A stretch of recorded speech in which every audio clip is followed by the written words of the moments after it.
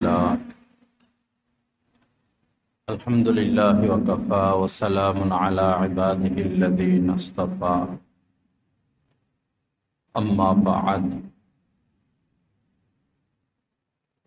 قال النبي صلى الله تعالى عليه وسلم: لا يدخل الجنة من كان في قلبه مثقال ذرة من كبر، أو كما قال عليه الصلاة والسلام. وقال عليه الصلاة والسلام: إياكم والمعصية فإن بالمعصية حل سخط الله، أو كما قال عليه الصلاة والسلام. أستغفر الله الذي لا إله إلا هو الحي القيوم وأتوب إليه. اللهم صل على سيدنا ومولانا محمد وعلى آل سيدنا ومولانا محمد وبارك وسلم. আল্লাহ পাক জাল্লা জালালুহু আমাদের সবাইকে মাফ করে দেন। আল্লাহ পাক আমাদেরকে ইসলাহে কামিল নসিব করে দেন।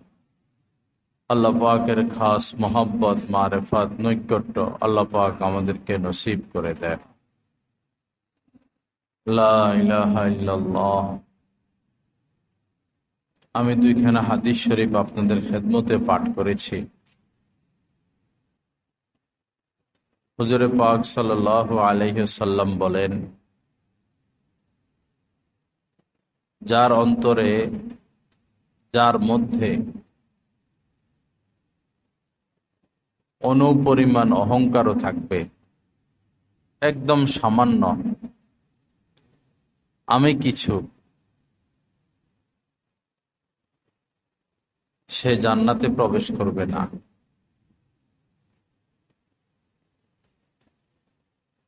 অহংকার এটা খুবই ঘৃণিত একটি বিষয়।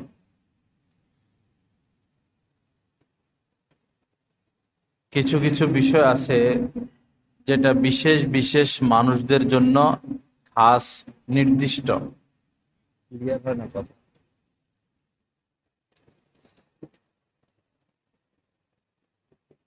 যেমন মন্ত্রণালয়ে মন্ত্রীগণ থাকবে,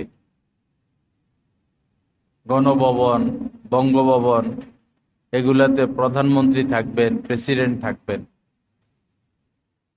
তাদের জন্য আলাদা চেয়ারের ব্যবস্থা। এই চেয়ারে শুধু প্রধানমন্ত্রী বসবেন, এই চেয়ারে শুধু প্রেসিডেন্টই বসবেন। কেউ যদি এই চেয়ারে বসতে যায়, এটা প্রধানমন্ত্রী মানবে না, প্রেসিডেন্টও মানবে না। নিজের সন্তানও যদি হয় সরিয়ে দিবে। তদ্রূপ বড়ত্ব, অহংকার, এটা কেবলই আল্লাহ পাকের জন্য খাস। আমাদের কাহারই নিজেকে বড় মনে করার কোনো অধিকার আল্লাহ পাক দেন নাই। ওয়া আনতুমুল ফুকারা,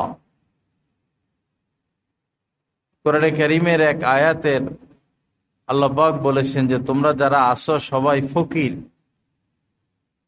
সবাই ফকির।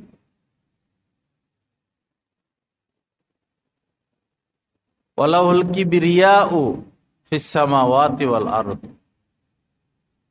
আসমানে এবং জমিনে এই অহংকার, বড়ত্ব, এটা কেবলই আল্লাহ পাকের। এই বৈশিষ্ট্য, এই গুণ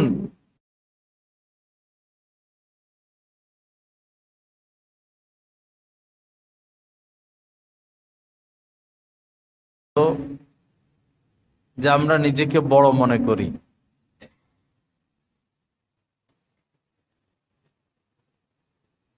আরেক সমস্যা হলো আমাদের কাজকর্ম স্বার্থ কেন্দ্রিক। স্বার্থ নাই, আমরা সে কাজ করব না।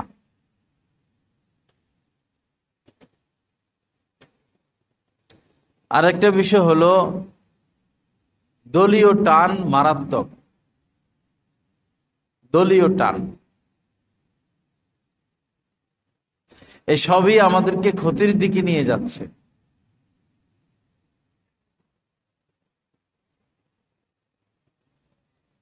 আমার দলের লোক যত অপরাধী করুক না কেন, কেমন যেন তারা আমার কাছে ভালো। আর অন্যরা যত ভালো কাজই করুক না কেন, আমার কাছে ভালো লাগে না। ধর্মীয় যে দলগুলো বা সাইটগুলো, সবার মনোভাব এমন যে সবাই আমাদেরটাই চলে আসুক। আল্লাহ পাক সহি বুঝ দান করেন। তো আমাদেরকে স্বার্থের ঊর্ধ্বে আসতে হবে, স্বার্থের ঊর্ধ্বে। যা কিছু করব না, সবই আল্লাহ পাকের সন্তুষ্টির আশায়, আল্লাহকে পাওয়ার আশায়। করব না এ কারণে যে করলে আল্লাহ অসন্তুষ্ট হয়ে যাবে, করব এ কারণে যে করলে আল্লাহ সন্তুষ্ট হয়ে যাবে। আল্লাহ পাক আমাদেরকে সেই মর্যাদায় পৌঁছার তৌফিক দান করেন। নিজেকে ছোট মনে করা, নিজেকে কিছুই মনে না করা। নবীজি দোয়া শিক্ষা দিয়েছেন, আল্লাহুম্মা জাআলনি ফি আইনি সগীরা। আল্লাহ, আপনি আমাকে আমার নজরে ছোট বানাইয়া দেন। ওইটা দিয়ে দেন, সমস্যা ওটা। আল্লাহ, আপনি আমাকে আমার নজরে ছোট বানাইয়া দেন, নিকৃষ্ট বানাইয়া দেন। আল্লাহুম্মা জাআলনি ফি আইনি সগীরা ওয়া ফি আ'য়ুনিন নাসি কাবীরা। আর মানুষের নজরে আমাকে বড় বানাইয়া দেন। আমার নজরে আমাকে ছোট বানাবেন, কারণ আমি যদি নিজেকে বড় মনে করি আমার তো জাহান্নামে যাইতে হবে। আর অন্যের নজরে বড় বানাইয়া দেন, এই দোয়ার হিকমত হলো, যদি সমাজে আমার মান সম্মান নাই থাকে তা আমি তো বসবাস করতে পারবো না। সমাজে যদি আমাকে এত নিচু চোখে দেখে, পরে আমাকে তো মসজিদেও আসতে দিবে না, কেউ আমার সাথে আত্মীয়তা করবে না, আমার সাথে কথা বলবে না, আমাকে সমাজ থেকে বের করে দিবে।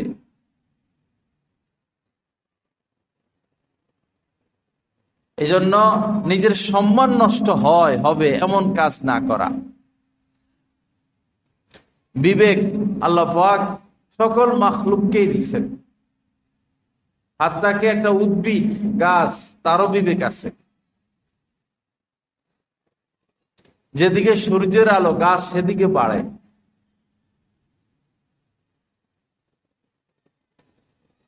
সবচেয়ে আলা, সবচেয়ে উন্নত, স্বচ্ছ বিবেক দান করেছেন মানুষকে। আমরা বিবেক খরচ করব, বিবেক খরচ করে, বিবেক খাটিয়ে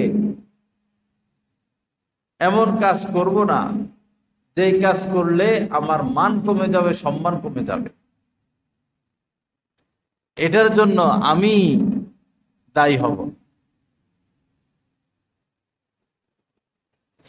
আল্লাহ পাক আমাদেরকে সহি বুঝ দান করেন। তো স্বার্থের ঊর্ধ্বে আসা, বহু মানুষ এমন যে তিনি যে মসজিদের কমিটির লোক, যে মাদ্রাসার কমিটির লোক, সেই মসজিদ মাদ্রাসা ছাড়া অন্য কোথাও দান করে না। তো এটা তো ইখলাস হলো না। বহু মানুষ আছে এমন, নিজের যে দল বা সংগঠনের উদ্যোগে কোনো কাজ নেওয়া হলে খুব করে,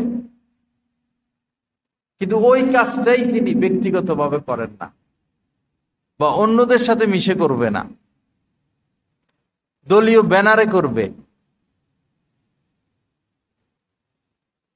স্বার্থের ঊর্ধ্বে আমাদেরকে আসতে হবে।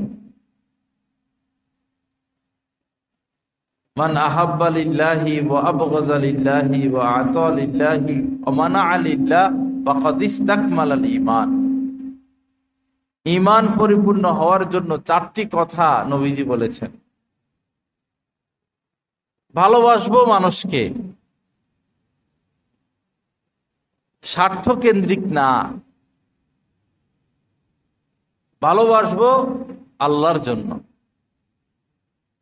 কে আমার আত্মীয়, কে আত্মীয় না, কে আমার দলের, কে আমার দলের না, কে আমার দেশের, কে আমার দেশের না, কে আমার উপকার করে, কে আমার ক্ষতি করে, কে আমার সুনাম করে, কে আমার বদনাম করে, কে আপন কে দুশ্মন, এগুলো না। ভালোবাসবো শুধুই আল্লাহর জন্য। মান আহাব্বা লিল্লাহ ওয়া আবগাযা লিল্লাহ। আবার ঘৃণা করব যে সে আমার গীবত শিকায়ত করে, আমার বিরোধিতা করে, আমার ক্ষতি করে, এই জন্য ঘৃণা করব না। ঘৃণাটাও আল্লাহর জন্য, আল্লাহর দুশ্মন। আশিদ্দাউ আলাল কুফার রুহামাউ বাইনাহুম। সাহাবায়ে কেরামের এই সিফত গুণ আল্লাহ পাক কোরআনে কারীমের মধ্যে বলেছেন যে আশিদ্দা, তারা কাফেরদের ব্যাপারে খুব কঠোর ছিলেন, কোনো ছাড় নাই। রুহামাউ বাইনাহুম, আর পরস্পর ছিলেন বিগলিত। প্রেম, মায়া, মহব্বত, ভালোবাসাওয়ালা, স্নেহওয়ালা। আল্লাহ পাক আমাদেরকে তৌফিক দান করেন। মান আহাব্বা লিল্লাহ ওয়া আবগাযা লিল্লাহ ওয়া আতা লিল্লাহ। কোনো কিছু দান করা, এটা করব স্রেফ আল্লাহর জন্য। আবার দান করব না, এটাও আল্লাহর জন্য। ইস্তেকমালাল ঈমান, এই চারটা কাজ যদি কারো পরিপূর্ণ হয়, তো নবীজি বলেন যে সে তার ঈমানকে পরিপূর্ণ করলো। সবকিছুর মূল হচ্ছে ইখলাস, আল্লাহর জন্য করা, আল্লাহর জন্য হওয়া। আপনি আপনার ঘরের জন্য বাজার করবেন, আপনার বাচ্চার জন্য কোনো মজা কিনলেন, আপনার স্ত্রীর জন্য সামান্য কিছু কিনলেন, এটাও ঘরের জন্য না, সন্তানের জন্য না, পরিবারের জন্য না। যে বাসার জন্য বাজার নিছি, বাসার জন্য বাজার নিছি, ঠিক আছে, নিলাম কেন? কারণ এটা আল্লাহর হুকুম, আমি আল্লাহর সন্তুষ্টির জন্য বাজার করলাম। 1 টাকা 50 পয়সা খরচ করব, পরিবারের জন্য হোক, বাহিরের জন্য হোক, এখানেও ইখলাস আনতে হবে। আল্লাহর হুকুম, এটা আল্লাহর সন্তুষ্টির জন্য করতেছি। যখন এটা হবে, তখন এই পরিবারের জন্য খরচ করলেও এটা সদকার সওয়াব হয়ে যাবে, সদাকা হয়ে যাবে। ইন্নামাল আমালু বিন্নিয়া। সমস্ত কাজ এটা নিয়তের উপর নির্ভরশীল। কেউ 8-10 কোটি টাকা মসজিদ বানায়া, 8-10 কোটি টাকা খরচ করে মসজিদ বানায়া জাহান্নামে চলে যাবে। আর কেউ আল্লাহর রাস্তায় 50 পয়সা দিয়ে জান্নাতে চলে যাবে। কারণ কি? যিনি মসজিদ বানাইলেন তার নিয়ত ঠিক নাই। পদের জন্য, সুনামের জন্য। আর যিনি 50 পয়সা দিয়েছেন তার আর পদ কি? সে 50 পয়সা দিয়েই আল্লাহ আমার এই সামান্য দান আপনি কবুল করেন, আল্লাহ কবুল করে ফেলছেন। ইন্নামাল আমালু বিন্নিয়া, সব কিছু নিয়তের উপর। নামাজ পড়ার আগে নিয়ত করে নেওয়া। আমরা তো গদ বাঁধা নামাজ পড়ে ফেলি। এখন যে বসছি, বয়ান শুনতেছি, এখনো একটা নিয়ত থাকা দরকার ছিল আগে। যিনি বয়ান করবেন তারও একটা নিয়ত থাকতে হবে, যিনি বয়ান শুনবেন তারও একটা নিয়ত থাকতে হবে। খাওয়ার আগে একটা নিয়ত থাকতে হবে, রাস্তায় হাঁটতেছি নিয়ত থাকতে হবে, গুনাহ থেকে বাঁচতেছি নিয়ত থাকতে হবে, বিয়ে শাদী করতেছি করাইতেছি নিয়ত থাকতে হবে, পোশাক পরতেছি খুলতেছি নিয়ত থাকতে হবে, ওযু ইস্তেঞ্জা করতেছি নিয়ত থাকতে হবে, পয় পরিষ্কার থাকতেছি নিয়ত থাকতে হবে, ভালো কথা বলতেছি, ভালো কাজ করতেছি, ভালো কাজের আদেশ দিচ্ছি, নিয়ত থাকতে হবে। ইন্নামাল আমালু বিন্নিয়া, সব কিছু নিয়তের উপর নির্ভরশীল। লা সাওয়াবা ইল্লা বিন্নিয়া, ফেকারে বারত, নিয়ত ব্যতীত কোনো কাজে সওয়াব পাওয়া যাবে না, নিয়ত করতে হবে। যেমন এখন বয়ান শুনতেছি, কি নিয়ত? আল্লাহ, হাদিসে আছে যে ওয়া ইন্না মিনাল বায়ান ইলা সিহরা, কিছু কিছু বয়ান এমন জাদুর মতো কাজ করে। কাহারো কাহারো বয়ান এমন যে জাদুর মতো কাজ করে, আমার মধ্যে পরিবর্তন আছে। আল্লাহ, আমি যেন আপনার দিকে অগ্রসর হইতে পারি, গুনাহ ছাড়তে পারি, এই জন্য বয়ান শুনতে আসছি। আরো নিয়ত এরকম হতে পারে, নামাজ পড়বো, নামাজের আগে এক তো নামাজের নিয়ত, আরেকটা হলো নামাজটা কেন পড়বো? আল্লাহ আপনার হুকুম, আল্লাহ আপনার হুকুম পালনের জন্য নামাজ পড়তেছি। আল্লাহ যেন গুনাহ থেকে বাঁচতে পারি, যেন আপনার নৈকট্য হাসিল করতে পারি। দান সদকা করার আগে এমনি দান করে দিলাম, এমনি 50 টাকা বের করে দিলাম, বিষয়টা এরকম না। আগে একটু নিয়ত করে নেওয়া, আল্লাহ এই 10টা টাকা দিতেছি সকাল সকাল, এর উসিলায় সারাদিন আমার আপনি বিপদ মুক্ত রাখেন, আমার পরিবারকে বিপদ মুক্ত রাখেন। নিয়ত হয়ে গেল। সব কাজের শুরুতে আমরা ইনশাল্লাহ নিয়ত করে নিব, মনে মনে এরাদা, মনের ইচ্ছা, মনের এরাদা, এত জামিলার কিছু না। পোশাক পরতেছি, আল্লাহ আপনার নবীজির পোশাক পরছে, নবীজির সুন্নত চিন্তা করতেছি, নিয়ত হয়ে গেল। ইন্নামাল আমালু বিন্নিয়া, নিয়তের মধ্যে আমাদের কর্মিল। লা ইলাহা ইল্লাল্লাহ। আল্লাহ পাক আমাদের সবাইকে মাফ করে দেন, আল্লাহ পাক সহি নিয়ত করার তৌফিক দান করেন। তো এই আমাদের যে বড় সমস্যাগুলো, যে নিজেকে আমরা বড় মনে করি, ভদ্র মনে করি, ভালো মনে করি, নেক মনে করি, আল্লাহওয়ালা মনে করি, নামাজি মনে করি, সব মনে করি, নিজেকে এগুলো মনে করার সুযোগ নাই। আমি গুনাহগার, আমি পাপী। ওয়ালা তুযাক্কু আনফুসাকুম, আল্লাহ পাক কোরআনে কারীমের মধ্যে বলেছেন, নিজেকে পবিত্র পবিত্র ভালো ভালো আল্লাহওয়ালা এগুলো প্রকাশ করো না।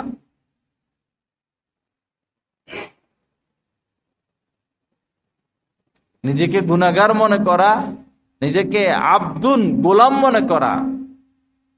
আল্লাহ কোরআনে নবীজিকে বলছেন আব্দুল, নবীজিকে নিজের গোলাম মনে বলেছেন। তাহলে আমরা কি গোলামের কোনো অধিকার নাই? সর্ব অবস্থায় গোলাম তার মালিকের উপর খুশি থাকবে। এক গোলাম কিনে আনছেন, এক আল্লাহওয়ালা মানুষ বাজার থেকে গোলাম কিনে আনছেন। পরে বললেন, গোলাম তোমার নাম কি? গোলাম বললেন যে গোলামের কোনো নাম নাই, মালিক যে নামে ডাকে গোলামের সেই নাম, সেটাই গোলামের নাম। যেমন হযরত আবু বকর সিদ্দিক রাদিয়াল্লাহু তাআলা, ওনার নাম তো আবু বকর না, আবু বকর মানে গরুর বাপ। হযরত আবু হুরায়রা রাদিয়াল্লাহু তাআলা, ওনার নাম তো আবু হুরায়রা না, আবু হুরায়রা মানে বিলের বাপ। এক এক সাহাবাকে নবীজি মুহাব্বতের কারণে এক এক কথা বলতেন, বস তারা সেটাকেই নিজের নাম বানায় নিছেন। কিরকম গোলামি পেশ করছেন। হাতের জামার আস্তিনের মধ্যে বেড়ালের ছানা ছোট, হযরত ওনার পরে নবীজি বললেন যে তুমি তো বেড়ালের বাপ। নবীর মুখ দিয়ে কথা বাইরেছে, আজকে থেকে আমার নামে এটা। সুবহানাল্লাহ। আর আমাদের একটু বিপদ আসলে আমরা গরম হয়ে যাই, হ্যাঁ এত বিপদ আমার, এত অসুখ আমার, এত সমস্যা আমার, এত ঋণ আমার, এত কষ্ট আমার, এত দুঃখ আমার। আল্লাহ আপনাকে পরীক্ষা করবেন, আপনি তো গোলাম, আমি তো গোলাম।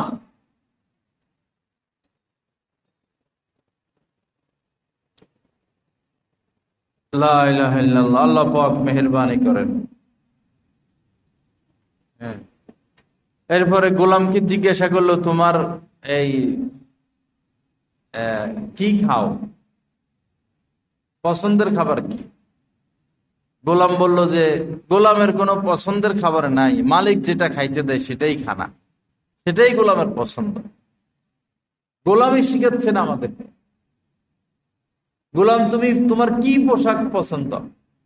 গোলাম বলল, গোলামের কোনো পছন্দের পোশাক নাই, মালিক যেটা পড়তে দেয় সেটাই গোলামের পছন্দের পোশাক। বেহুশ হয়ে গেছেন চিৎকার দিয়া এই আল্লাহওয়ালা বুজুর্গ, এই গোলামের মুখ থেকে এই 3 কথা শুনে। হুঁশ ফিরে এসে বললেন, তোমাকে আমি আজাদ করে দিলাম। গোলাম বলল, আমাকে কেন আপনি আজাদ করলেন? মালিক বলল, তুমি আমাকে গোলামি শিক্ষা দিছ, আল্লাহর কিভাবে গোলামি করতে হবে সেটা তুমি আমার শিক্ষা দিছো, এজন্য তোমাকে আজাদ করে দিলাম। আল্লাহ যাকে যে অবস্থায় রাখে সেই অবস্থার উপরে খুশি থাকা, এটা হচ্ছে আসল গোলামি। কোনো এশকাল নাই, কোনো অভিযোগ নাই। আল্লাহ আপনি আমাকে যেভাবে রাখছেন আলহামদুলিল্লাহ, দিল থেকে খুশি হওয়া।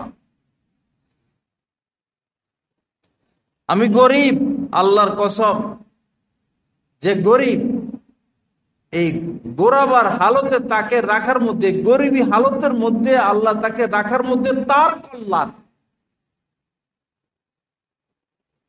যে কালো, তাকে কালো বানানোর মধ্যে তার কল্যাণ, তার ফায়দা, এটা তার মাথায় আসবে না, হয়তো একদিন আসবে।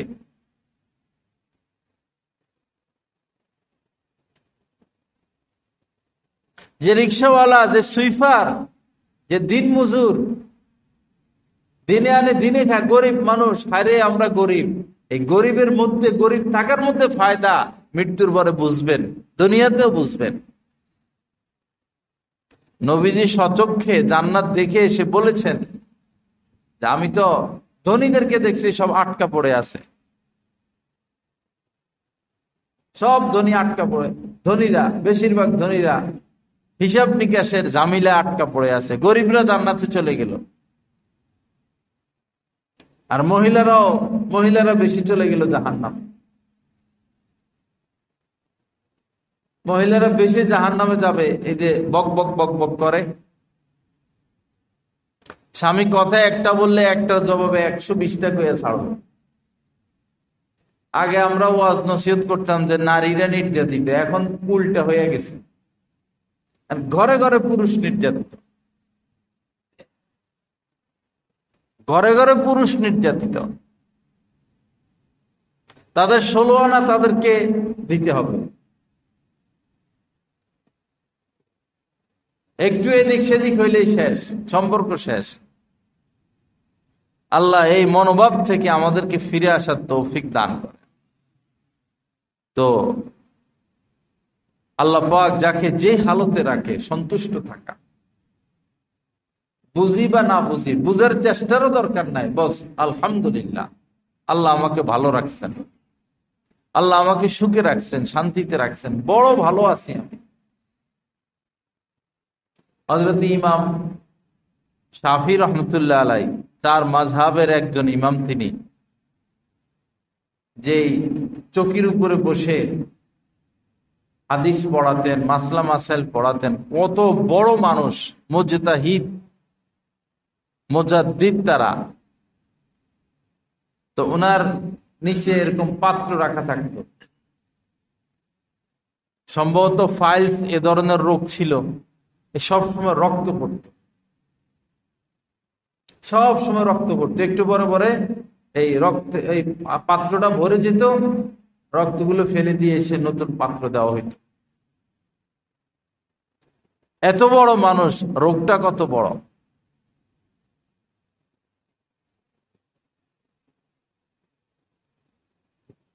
যাকে যে অবস্থায় রাখছেন আল্লাহ পাক, খুশি থাকা, হায় হুতাশ না করা, হায় হুতাশ না করা, অন্যের নেয়ামত দেখে হিংসা না করা, কৃপণ না হওয়া।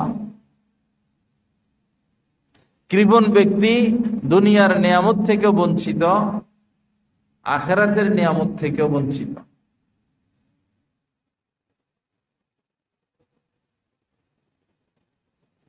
বহু মানুষ আছে বেশি কৃপণ, মারাত্মক কৃপণ, নিজেও খায় না, অন্যেরও খাইতে দেয় না।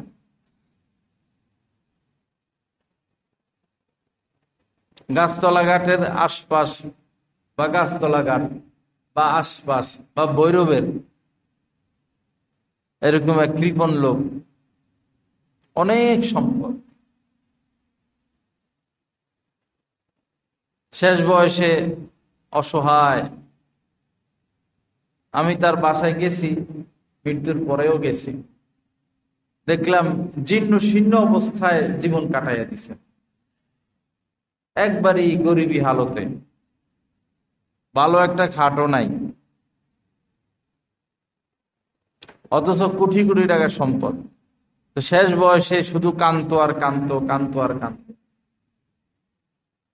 এই ছেলে ছেলে ছেলে এই বড় ছেলের এই দাবি, ছোট ছেলের এই দাবি, মেয়ের ওই দাবি, আমারে কম দিছে, ওরে বেশি দিছে, আয়সা গালিগালাজ করে, বকাবকি করে, তুমি হেরে এই দিছো সেই দিছ, বাপ থাকতে জমি দখল করে ফেলে।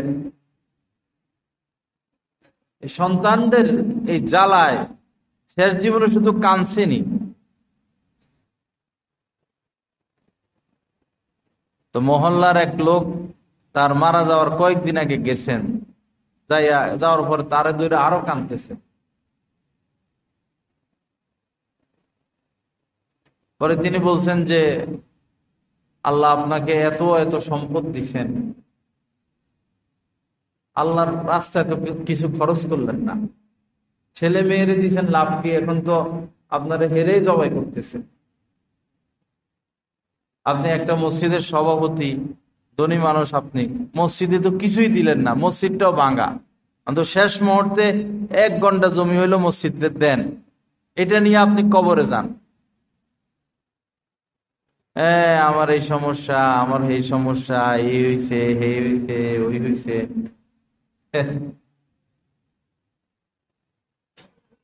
পরে তো গেল খালি হাতে, খালি হাতেই চলে গেল, কিছুই নিতে পারেন।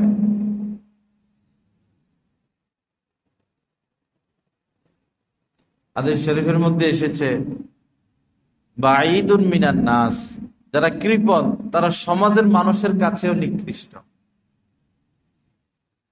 সমাজের মানুষ তাদেরকে পছন্দ করে না। বাঈদুন মিনাল জান্নাহ, তারা জান্নাত থেকে বহু দূরে। কারীবুন মিনান নার, এবং তারা জাহান্নামের একদম নিকটে। আর যারা সাখী, দানশীল, শুধু যে কোটি টাকা দিলে সে দানশীল না, আপনার অবস্থা যতটুকু, অবস্থা অনুযায়ী দেওয়া। কেউর অবস্থা, কেউ মনে করেন 1000 কোটি টাকার মালিক, সে দিল 1 লাখ, আর কেউ 1000 টাকার মালিক, সে দিল 100 টাকা। কেউ 1000 টাকার মালিকও না, তার সামর্থ্য আছে 1 টাকার, কিন্তু সে 1 টাকায় দিছে, এই দানশীল। অবস্থা অনুযায়ী, কোটি টাকা দিতে হবে এমন না বিষয়টা, নিজের অবস্থা অনুযায়ী। তো যারা দানশীল, নবীজি বলেছেন কারীবুন মিনান নাস, তারা মানুষদের কাছে প্রিয়। কারীবুন বাঈদুন মিনাল জান্নাহ, বাঈদুন মিনান নার, জাহান্নাম থেকে বহু বহু দূরে। কারীবুন মিনাল জান্নাহ, এবং তারা জান্নাতের নিকটবর্তী। যারা খরচ করে, আর আল্লাহ চান তোমার যা দিছি তুমি খরচ করো, কৃপণতা করবা কেন, নিজের প্রয়োজনে খরচ করো। আল্লাহ পাক আমাদের প্রতি মেহেরবানি করেন, আল্লাহ পাক সহি বুঝ দান করেন। তো বাবা, নিজেকে বড় মনে না করা, যেটা ভুল স্বীকার করে নেওয়া, এটা ভুল, এটা ভুল, বাস এটা আমার ভুল। ভুল স্বীকার করতে কেউ রাজি নেই, শুধু কথা পেঁচাইবে, শুধু কথা পেঁচাইবে। যিনি ভুল স্বীকার করেন, তিনি হচ্ছেন একজন ভালো মানুষ, সৎ মানুষ, জ্ঞানী মানুষ। ভাই, এটা আমার ভুল, কিন্তু ভুল স্বীকার না করা।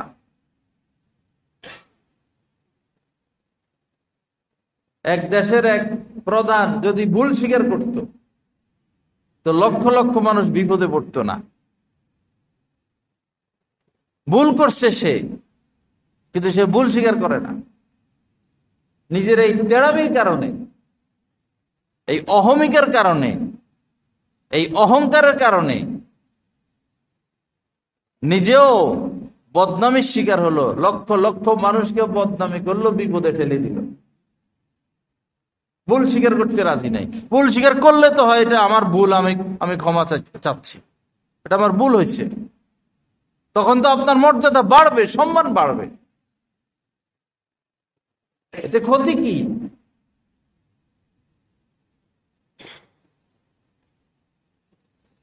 যেটা ভুল সেটা ভুল, ভুলের উপরে না থাকা, তেড়ামি না করা, বাড়াবাড়ি না করা, সীমা লঙ্ঘন না করা, আলেমদের থেকে দূরে সরে না যাওয়া। এ পর্যন্ত যত ফেরকায়ে বাতেলা সৃষ্টি হয়েছে, সব ফেরকায়ে বাতেলার এক ইতিহাস যে তারা হক্কানি আলেমদের থেকে দূরে সরে গেছে।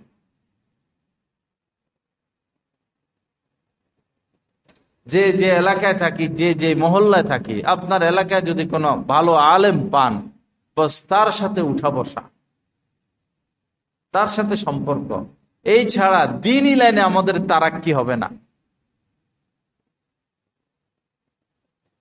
না হলে অন্ধদের হাতি দেখার মতো ঘটনা হবে।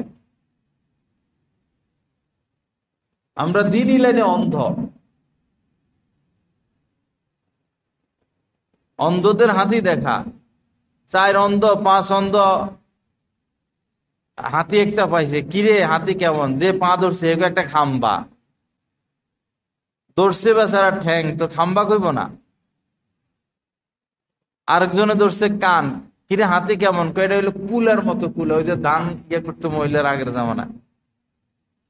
কেউ ধরছে সুর, কয় হাতি কেমন, কয়টা তো একটা রশি। আমরা সবাই দ্বীনের ক্ষেত্রে অন্ধ, নিজে নিজে গবেষণা করে বিপদে পড়ব। বড় বড় আলেমরা তো গিয়া ডাক্তারদের সিরিয়ালে বসে, সেই ল্যাবিডে, সেই স্কয়ারে, ইবনে সিনায়, বড় বড় আলেম যারা বিশ্ববিখ্যাত আলেম, সিরিয়ালে বসে, ডাক্তার দেখাইতে হবে। তারা তো লজ্জাবোধ করে না যে আমি এত বড় মানুষ, কেন আমি হাসপাতালে আসলাম। এই লাইনে ডাক্তার অভিজ্ঞ, আমি তার মুহতাজ, সে আমাকে চিকিৎসা দিবে, আমি রুগী, তিনি ডাক্তার, এই ক্ষেত্রে তিনি বড়, আমি তার পরামর্শ মানব। এমনই ভাবে দ্বীনি লাইনে একজন আলেম বড়, আর দাওরা পড়লে আলেম হয়ে যায় না। ব্যাপকভাবে সমাজে এটা প্রচলন হয়ে গেছে, আলেম আলেম আলেম। সবচেয়ে উপরের পদ হচ্ছে আলেম দ্বীনি লাইনে, এর উপরে কোনো পদ নাই। বাংলাদেশে সবচেয়ে উপরের পদ হলো প্রধানমন্ত্রীর পদ, এর উপরে আর নাই। দ্বীনি লাইনে সবচেয়ে উপরের পদ আলেম, আলেমে দ্বীন, দ্বীনের একজন আলেম তিনি, যারে তারে আমরা আলেম কয়ে বসি। দাওরা পড়ছে আলেম, দাওরা পড়লে আলেম, দাওরা পড়লে আপনি তাকে মুলবি সাহেব বলতে পারেন, মাওলানা বলতে পারেন, আলেম বলতে পারেন না। 1000 বার বলার পরে সংশোধন হয় আলেম। কিসের আলেম সে? আলেমে তো সোজা কথা। আমরা তো নিজেদেরকে আলেম বলি না, সাহস পাই না। কিসের আলেম আমরা? আলেম অনেক উপরের বিষয়। সারা দেশ খুঁজা 10, 15, 20 জন আলেম পাওয়া মুশকিল হয়ে যাবে। সেই সাহাবাদের জামানায় মুফতি ছিলেন, রাসূলের উপস্থিতিতে 1.25 লক্ষ সাহাবার মধ্যে মুফতি ছিলেন মাত্র 25 জন। আর এখন এক এক গাছতলা ঘাটে আছে মনে হয় 2500 মুফতি। মানে ওই মুফতি পড়লে, ইফতা পড়লে মনে করে মুফতি, মুফতি সাহেব, মুফতি সাহেব, মুফতি সাহেব। খবরদার, সবাই মুফতি বলবেন না, গুনাহ হবে। সবাইকে আলেম বলবেন না, মিথ্যা সাক্ষী হবে।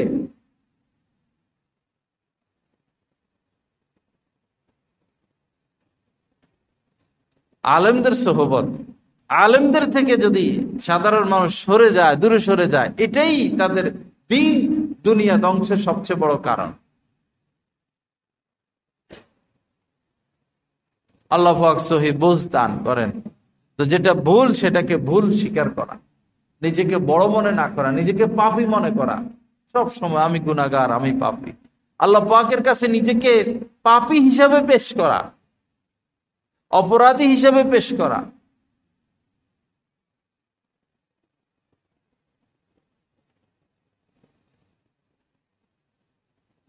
এবং কোন লাইনে একগুঁয়েমি মনোভাব ঠিক না। যেটা শরীয়ত সেটা।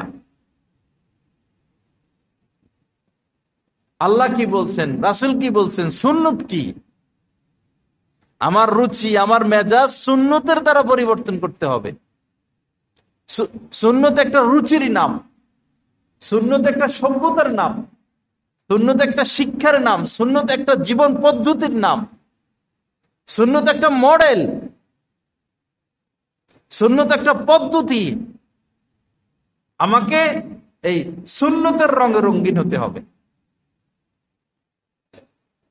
আমার সমস্ত ইচ্ছা, আমার সমস্ত রুচি, আমার সমস্ত চাহিদা, আমার সমস্ত মনোভাব, আমার সমস্ত রীতিনীতি সব বাদ দিয়ে সুন্নতের রঙে ভিতর বাহিরকে আমি সাজাবো।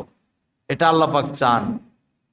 কুল ইন কুনতুম তুহিব্বুন আল্লাহ, হে নবী আপনি উম্মতদেরকে বলুন, তারা যদি আমাকে পেতে চায়, আমাকে ভালোবাসতে চায়, আপনি বলুন ফাত্তাবিউনি, তাহলে কদমে কদমে ভিতরে বাহিরে আমাকে অনুসরণ করো। ইউহিব্বুকুমুল্লাহ, তাহলে আল্লাহ তোমাদেরকে ভালোবাসবেন। আল্লাহর ভালোবাসা পাইতে হইলে সুন্নতের অনুসরণ। আমার কোনো অভ্যাস না, রাসূলের অভ্যাসই আমার অভ্যাস।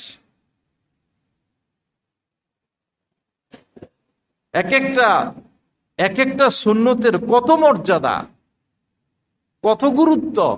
যদি আমরা বিজ্ঞান আর এগুলা রিসার্চ করতাম তা আমরা বুঝতাম।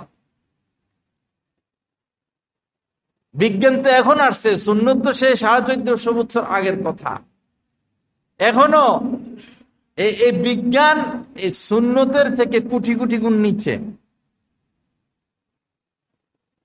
যে পদ্ধতি নবীজি বলে গেছেন, জীবন পদ্ধতি।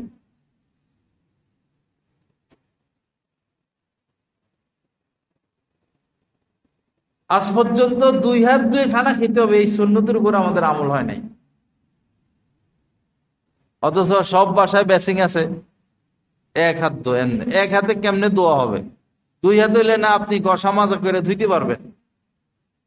খাওয়ার আগে হাত ধোয়া, খাওয়ার পরে হাত ধোয়া, খাওয়ার পরেও 1 হাত ধোয়া হয়। আমরা টেবিল চেয়ারে বসে খাই, জায়েজ আছে, কিন্তু সুন্নত না। চেয়ারে বসলেই তো আপনার একবারই পেটের নিচ পর্যন্ত খালি এমনি। এখন লোকমাটা দিলে একবারে পেটে যাবে, 3 প্লেট খাইলেও পেট ভরবে না।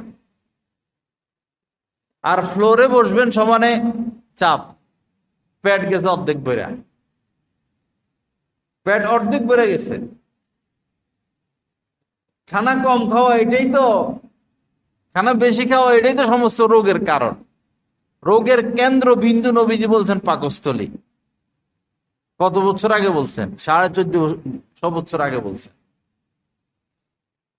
আর বলে গেছেন যে শুধু 3 ভাগের 1 ভাগ খাইবা, চাহিদার 3 ভাগের 1 ভাগ। চেয়ারে বসলে তো 3 ভাগের 1 ভাগ কি আরো বাড়াইয়া খাই, খানার শেষ নাই, রোগেরও শেষ নাই।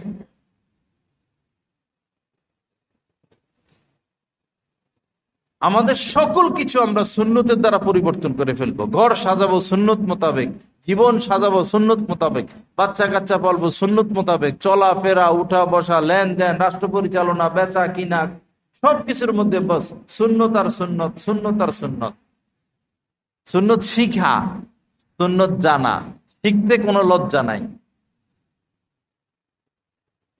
আমাদের এখানে মুফতি সাহেব আছে, কোনো মাসলা মাসাইলের নিজের জানা না থাকলে সাথে সাথে উনাকে ফোন দেই, বা এই লাইনে যারা বড় তাদেরকে জিজ্ঞাসা করি। না জিজ্ঞাসা করলে জানবো কোথায় থেকে?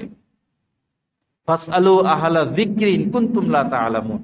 আল্লাহ পাক বলেছেন, যেটা তুমি জানো না, দ্বীনের বিষয় যেটা জানো না, যারা জানেন আলেম ওলামা, তাদের থেকে জেনে নাও। আমার শায়েখ দামাত বারাকাতুম কত বড় আলেম, বাংলাদেশের 2-3 জন আলেমের মধ্যে তিনি একজন। অথচ মাসলা মাসাইলের ক্ষেত্রে, ফতুয়ার ক্ষেত্রে উনারই মুরিদ, উনারই খলিফা মুফতি ইয়াহিয়া সাহেব সারাদিন উনার কাছে ফোন দেয়।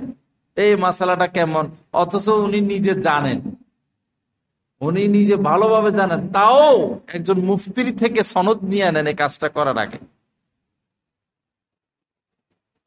মাসালা বলা তো সহজ না, মাসালা তো এখন পাবলিকই বেশি বলে। 3-4 জন মানুষ বসা, এখানে একজন আলেমও আছেন বা একজন মুফতিও আছেন, আরো 3-4 জন বসা, এখন কেউ এসে যদি একটা মাসালা বলে, ওই পাবলিকে বলে দিবে এটা এমনি না এমনি করেন। দেখবেন, যাচাই করে দেখেন। ওয়ালা তাকফু মা লাইসা লাকা বিহি ইলম, যে বিষয়ে তোমার জ্ঞান নাই সে বিষয়ে তুমি কথা বলবা না, চুপ থাকবা। আল্লাহ পাকের কথা।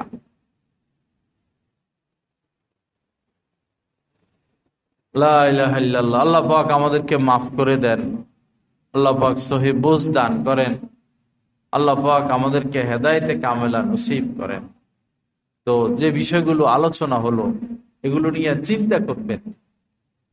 আর শুধু শোনার দ্বারা কাজ হবে না, শুধু বয়ান শোনার দ্বারা কাজ হবে না, সঙ্গ লাগবে।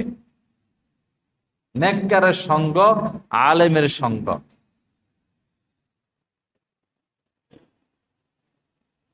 সঙ্গ পায় নাই অথচ বুজুর্গ ছিলেন, 1 মিনিটের সঙ্গ পান নাই, হযরতে ওয়াইস করেনি, সাহাবীর মর্যাদা পান নাই। আর যারা 1 মিনিট, আধা মিনিট, 10 সেকেন্ডও নবীজির সঙ্গ পাইছেন ইমানের সাথে, আবার মারাও গেছেন ইমানের সাথে, মাত্র 10 সেকেন্ড সঙ্গ পাইছেন, 1 নজর দেখছেন শুধু নবীকে সচক্ষে, আর তৌফিক হয় নাই। তো তাদের এত বড় মর্যাদা, 1 নজর দেখা, একটু সঙ্গের এত মর্যাদা যে কোরআনে আল্লাহ পাক বলে দিয়েছেন, আমিনু কামা আমানান নাস, হে মুসলমানেরা, মুমিনেরা, এদের সঙ্গ পাইছে আমার নবীর সাহাবীর 2 সেকেন্ডের, সে যেভাবে ঈমান আনছে এভাবে ঈমান আইনা আমারে দেখাও। মডেল হয়ে গেছে রাদিয়াল্লাহু আনহুম। 1 মুহূর্ত সঙ্গ পাইছেন নবীজির, 1 নজর দেখছেন শুধু ঈমানের সাথে। আল্লাহ পাক বলেন, এদের উপর আমি সন্তুষ্ট হয়ে গেলাম। সঙ্গ কি জিনিস! আর সঙ্গ থেকে আমরা মাহরুম। এই জন্য দ্বীনি লাইনে তারা কেউ না, নিজের মেজাজ, নিজের রুচি, সব ক্ষেত্রে আমার মেজাজ কি, আমার রুচি কি, আমার চাহিদা কি, সেটা আমরা পেশ করি না। তাহলে তো আমি আব্দুল হইলাম না, গোলাম হইলাম না, আমি তো মালিক হয়ে গেলাম। গোলাম তো মালিকের রুচি বাস্তবায়ন করবে। গোলাম যদি বলে না, মালিকে বললো চাদর এটা বিছাও, আজকে সাদা চাদরটা বিছাও, গোলাম বলতেছে আমার রুচি তো রঙিন চাদর, আমি রঙিন চাদর বিছাইয়া দেই, তো গোলাম কি গোলামি করলো? গোলাম তো মালিক হয়ে গেল। গোলাম তখন গোলাম হবে, গোলাম তখন মালিকের পক্ষ থেকে দয়ার প্রাপ্ত হবে যখন সে নিজেকে বিলীন করে দিবে, আমার মালিক যা বলে, যেমনে বলে, আমার মালিকের রুচি আমি বাস্তবায়ন করব, তখন সে গোলাম। আমরা যখন আল্লাহ আল্লাহর রাসূলের সামনে, কোরআন সুন্নাহর সামনে নিজের আত্মসমর্পণ করে দিব, তখন আমরা বান্দা হব। আসলিম। আল্লাহ পাক হযরত ইব্রাহিম আলাইহিস সালামকে বলছেন, হে ইব্রাহিম, তুমি আত্মসমর্পণ করো, আমার সামনে আত্মসমর্পণ করো, তোমার সব বিসর্জন দিয়ে দাও, চাহিদা, রুচি, মন, মানসিকতা, মেধা সব। আসলিম। একবারই ঠান্ডা মাথায় বলছে, আসলাম তো, আমি আত্মসমর্পণ করলাম। আল্লাহ পাক বললেন, সে আমার খলিল। আল্লাহর খলিল হয়ে গেছে, আমাদের পিতা হয়ে গেছে। আল্লাহ পাক জাল্লা জালালু কোরআন সুন্নাহর সামনে আমাদেরকে আত্মসমর্পণের তৌফিক দান করেন। ওয়া আখিরু দাওয়ানা আলহামদুলিল্লাহি রাব্বিল আলামিন। সাল্লাল্লাহু আলা নবিয়্যিল কারীম।